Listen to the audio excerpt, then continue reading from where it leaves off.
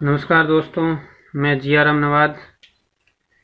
चलिए आज हम पढ़ते हैं जूलॉजी का 21वां अध्याय, मानव का अध्यावरणीय तंत्र, इंटेगमेंट्री सिस्टम ऑफ ह्यूमन।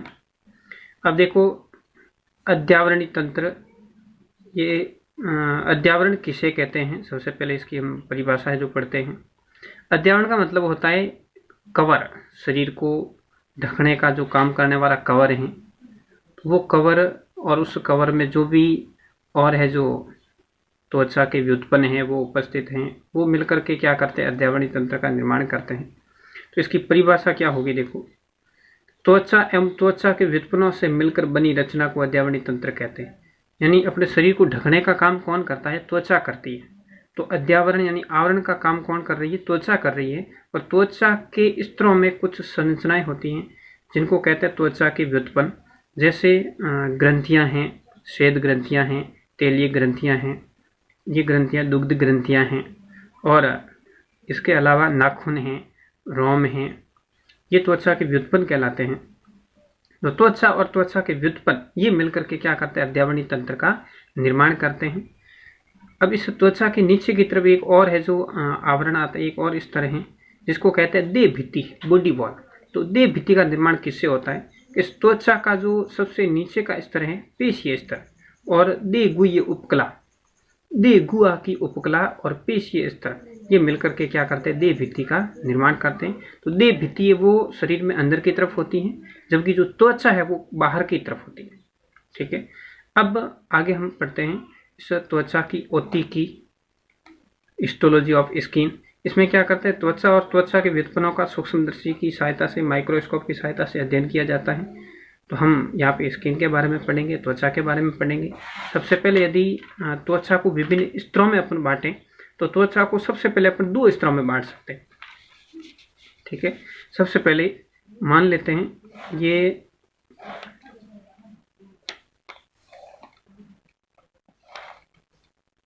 एक त्वचा की काट है। इसमें जो ऊपर की तरफ है, 2 स्तरों में इसको हम विभाजित कर सकते हैं, एक ऊपर वाला और एक निचला। तो ऊपर का जो स्तर है इसे अपन कहेंगे अधिचर्म। ठीक है, और जो निचला स्तर है इसे अपन कहेंगे चर्म स्तर। अब जो अधिचर्म है इसको पुनः क्या किया गया, 5 भागों में विभाजित किया, 5 स्तरों में विभाजित किया इसको।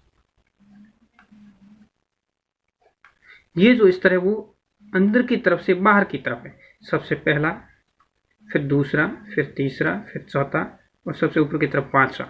तो अधिचर्म को फिर क्या किया गया, पुनः 5 स्तरों में विभाजित किया है। इसमें जो पहला है अंकुरण स्तर, ठीक है। इसके बाद जो दूसरा है शूल स्तर, जो तीसरा है कणी स्तर,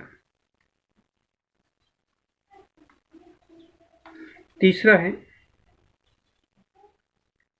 स्वच्छ स्तर, चौथा है स्वच्छ स्तर, और सबसे बाहर की तरफ जो 5वां है वो है किरण स्तर। ठीक है, इसी प्रकार जो चर्म स्तर है इसको भी क्या किया गया, 2 भागों में विभाजित किया। ठीक है, एक तो ऊपर की तरफ इसमें पेपिलरी स्तर, जो ऊपर वाला भाग है वो, और जो निचला भाग है ये कहलाता है रेटिकुलर लेयर, जालिका में।